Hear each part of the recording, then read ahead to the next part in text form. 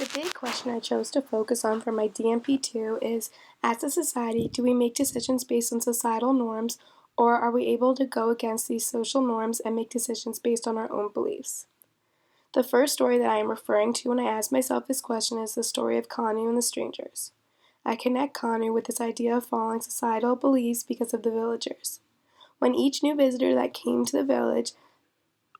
the villagers immediately rejected them. The village people are very unaccepting of the new visitors and believe that they don't belong in their village. If they had these abstract minds and were able to look beyond physical appearance and societal norms, then they might have been more accepting of these creatures that actually were the ones to bring back the princess. It wasn't until after the new visitors brought back the princess that the villagers finally listened to Kanu and was finally able to accept each new visitor for who they really are. The next story I'm focusing on is the Water of Life story. In this story, the hunter is told by the king to take the youngest son out to the woods and kill him.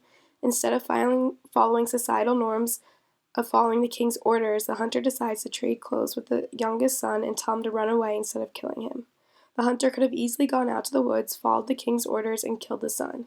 Instead, he followed his own beliefs instead of the society's and gave the youngest son his coat so he could continue to live. The third story I'm focusing on is the story of the magic brocade and stone horse. In this story, the two older brothers only want their mother to sell her brocade so she can get them money for food and water. The two older brothers only care about themselves. The youngest brother stands up to his older brothers and tells them to leave her alone. Instead of following societal norms and working to get money, the youngest brother convinces his mother to keep working to make her destiny and that he will work to get the family more rice. The youngest brother is representing this idea of making decisions based on his own belief. He believes the most important thing in his life is making sure his mother is happy. When I brought up the big question about making decisions based on societal beliefs or following your own beliefs, it doesn't always end on a positive note. For example, I use Rosa Parks as an example when translating this big question to a local level. Rosa Parks was required to give up her seat to a white man on a bus in 1955, and she decided to go against the white people's orders stand up for what she believes in. The white people continue to follow the societal beliefs that led to them kicking Rosa Parks off the bus just because she refused to give up her spot. This example represents the fact that not all people are able to change. Some people continue to follow societal beliefs while others fight against it to stand up for what they want.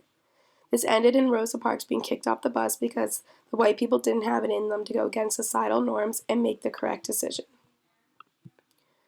I could translate this big question into my individual level by applying this idea of making decisions based on societal norms versus being able to change and follow your own beliefs. When I was a senior in high school and was deciding between attending Penn State University and University of Maryland, I chose Penn State. I chose Penn State for all the wrong reasons. My boyfriend at the time chose to go to UMD while my sister attended Penn State. This led to me choosing Penn State because I didn't want other people in my society to think the only reason I chose UMD was because I was following my boyfriend. Therefore, I made the decision to attend Penn State based on societal beliefs instead of listening to my heart. This decision resulted in me being absolutely miserable and very homesick. I had the worst semester of my life just because I made a decision based on being worried what other people would think of me. During my time at PSU, I finally realized I needed to listen to my heart and not care what other people think of me. Therefore, I finally decided to stick with my original belief and ended up transferring to UMD regardless of what other people said about me. I made this decision so I could finally be happy. To this day, it was the best decision I have ever made.